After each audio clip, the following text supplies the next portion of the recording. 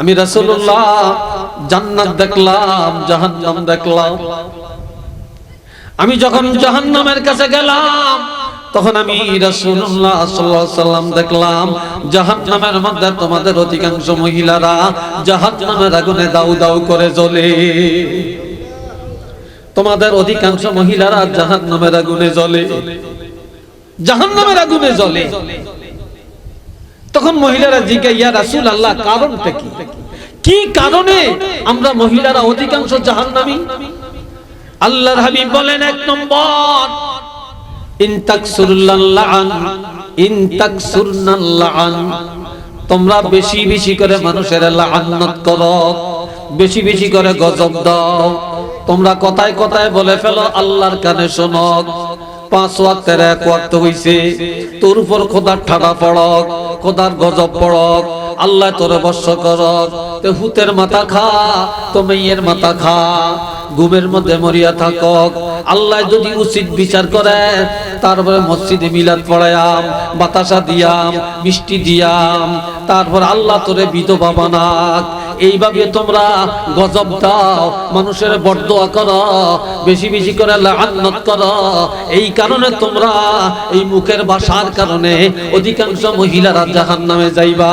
একটু চিল্লিয়া বলেন না নাউযুবিল্লাহ। এই জাতীয় ভাষা মহিলাদের মধ্যে আছে কি নাই? আরো জোরে বলেন, আছে কি নাই? কথায় কথাই মহিলারা গজব দেয়, কথায় কথাই মহিলারা গজব দেয়। আর মহিলারা না শুকরিয়া বেশি করে। কারণ একটা মহিলার বিবাহ হয়েছে 40 বছর, স্বামী তারে আদর যত্ন মায়া মমতা সব করে, সব করে। একদিন একটু ডাক দিছে, ধমক দিছে, এবার বাহিরে দাঁড়ায়া, উন্নতলে দাঁড়ায়া দাঁড়ায়া চোখের পানি ফেলে ফেলে কান্দে। পাশের ঘরের চাচি আম্মা যাইতে বলে, কি গো মা তুমি কাঁদো কেন? চাচি আম্মা বলবেন না, 40 বছর বিয়ে হইছে, এই ঘরে ফাঁড়া দিয়া শান্তি পাইলাম। একটু নাউজুবিল্লাহ জোরে কইতেন না? এমন মহিলা আছে কি নাই? আরো জোরে বলেন, আছে কি নাই? এই জন্য আল্লাহ রাসূল বলছেন, আল্লাহু আকবার। কি বলবো, হাদিসটা অনেক বড়, সামনে আসছে, বলতাম না, শুধু আমি সংক্ষিপ্ত কথাটা 5 মিনিটে বলে শেষ করছি। অনেকগুলো কথা সামনে আছে, বলার সুযোগ নাই। পর্দা করা ফরজ। 1 নম্বরে কি? নারী পুরুষ প্রত্যেকের জন্য পর্দা করা ফরজ। জোরে বলেন, এটা কি? আরো জোরে বলেন। এখনো জোর হয় না, আরো জোরে বলেন। ফরজ। স্বামীর খেদমত করা, স্বামীর কথা মেনে চলা ফরজ। এখন স্বামী যদি বাড়িতে যায়, বাড়িতে যায় যদি দরজা টোকা দেয়, আর বিবি মাছ কুটতে আছে, ভাত পাকাইতে আছে, তরকারি পাকাইতে আছে, আর এই সময় সব বন্ধ করে স্বামীরটাকে সাড়া দিয়া ঘরের দরজায় আসিয়া দরজাটা খুললা স্বামীরে যদি বলে আসসালামু আলাইকুম, স্বামী যদি বলে ওয়ালাইকুম আসসালাম, তাহলে এই সালামটা দিল, এই সালামটা দেওয়ার সাথে সাথে স্বামীর হাত থেকে বাধা সদাইটা লইল, ব্যাগটা হাতে লইল, বা স্বামী মাথায় বোঝাটা নামিয়ে দিল। আল্লাহ রাসূল সাল্লাল্লাহু আলাইহি ওয়াসাল্লাম বলছেন যে এই মহিলার আমলের মধ্যে আল্লাহ পাক অর্ধেক জিহাদের সওয়াব দান করে দিবেন।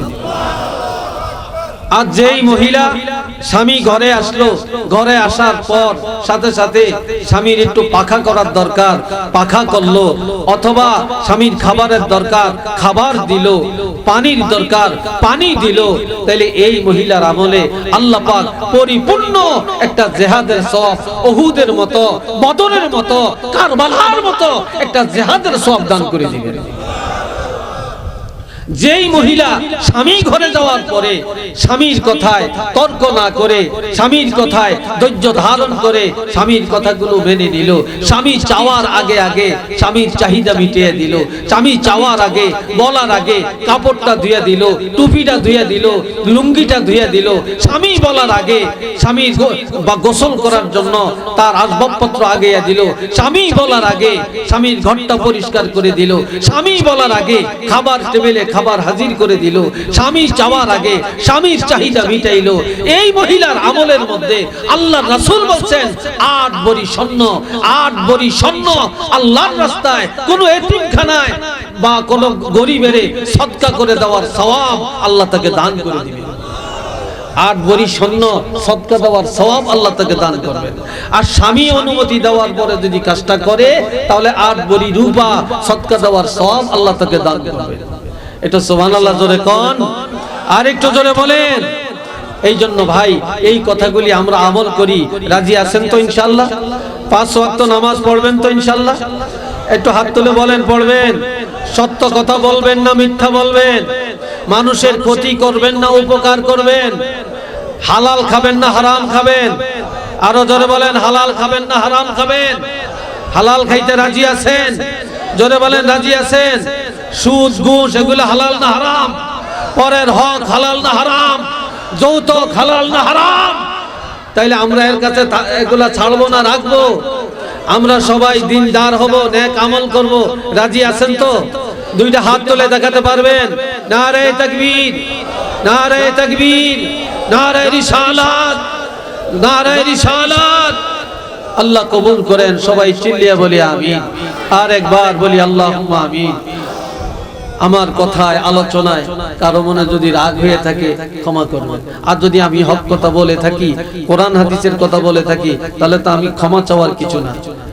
কথা তো আল্লাহ, কথা তো রাসূলের, ঠিক না? আমি বলছি, তবে আমিও যেন আমল করতে পারি, আপনারাও আমল করতে পারেন। আল্লাহ তৌফিক দান করেন। এই মাহফিল আল্লাহ যেন কবুল করেন, বলেন আমিন। আমার প্রথম কথাটা ছিল, আলোচনার গ্রহটা ছিল, আমরা যে ওলি আল্লাহর শানে, ওলি আল্লাহর উসিলে এখানে আসলাম, তাইলে আমরাই খালি ওই ওলি আল্লাহর উসিলে আমরা সব সময় মাহফিল করব, আসব। আমরা কি ওলি হব না? আমরা কি ওলি হব না? ওলির দরজা কি আল্লাহ বন্ধ করেছেন? এখান থেকে আমার কথাটা শুরু হয়েছিল। তাহলে আমরা সবাই এই ওলি আল্লাহর মতো ওলি আল্লাহ হতে চাই তো নাকি? আরো জোরে বলেন, চাই তো নাকি? আল্লাহ আমাদেরকে বেলাদতের দরজা অর্জন করার তৌফিক দান করেন। সবাই বলি আমিন। আর একটু জোরে বলেন আমিন। আমার ভাই আপনারা জানেন সারসিনার মরহুম পীর সাহেব, আল্লাহু আকবার, উনি কত বড় বুজুর্গ যে ছিলেন। এই যে মরহুম পীর সাহেব যিনি গত বছর ইন্তেকাল করেছেন, এই সারসিনার পীর সাহেব, উনি যেটা দাড়ি নাই এটা হাদিয়া দিলে নিত না, যেটা নামাজ নাই হাদিয়া দিলে নিতেন না। তারপরে যেই লোকটা টাকা দিত উনি টাকা মুট করে আবার ফিরিয়ে দিতেন। ফুরফুরার একজন খলিফা ছিলেন আল্লামা রুহুল আমিন রাহমাতুল্লাহ আলাইহি। একজন সুদখোর, সে সুদ খায়। এই সুদের টাকা, তার ব্যবসার টাকা, হুজুর আইনা 500 টাকা একটা নোট দিছে, উনি টাকাটা মুট করিয়া লইয়া টাকাটা ফিরিয়ে দিছে। উনি তো ভিতরে খুব ফাটিয়া যাইতে আছে, আরো বহু মানুষের টাকা লইছে, ওনার টাকাটা লয় না। এই জন্য উনি দল বান্ধা আইছে, হুজুরে দেখাবেন, হুজুর টাকাটা নিল না কেন? তখন আসছে, আসার পরে বলে, বাবা তুমি যেই টাকাটা আমারে দিছিলা ওই টাকাটা তোমার হাতে আছে? কয় হ্যাঁ আছে। তো কয় টাকাটা একটু মুঠে নাও। কয় জোরে মুঠ করো। জোরে যখন মুঠ করছে তখন ওই টাকার তেনে টপ টপ করে তাজা রক্ত পড়া আরম্ভ করছে। এইবার সে সবাই আশ্চর্য, বলে বাবা আমি কেন টাকা নিই না বুঝলে তো? তোমার এই টাকা কি হালাল না হারাম তুমি বলো? কয় না এটা হালাল না। এটা কিসের টাকা? কয় সুদের টাকা। কয় আমরা তো সুদ খাই না, এই জন্য তোমার সুদের টাকা আমি হাদিয়া কেন নিব? এই জন্য আমার ভাইরা, সারসিনার আল্লাহর ওলি এই ফরহেজটা করতেন। যারা নামাজ পড়তেন না হাদিয়া নিতেন না, যারা সুদখোর হাদিয়া নিতেন না, যারা অন্যায় করে তাদের হাদিয়া নিতেন না, যাদের দাড়ি নাই তাদের হাদিয়া দিতেন। এটা কি মিথ্যা বলছি আমি? এটা কি বাস্তব না?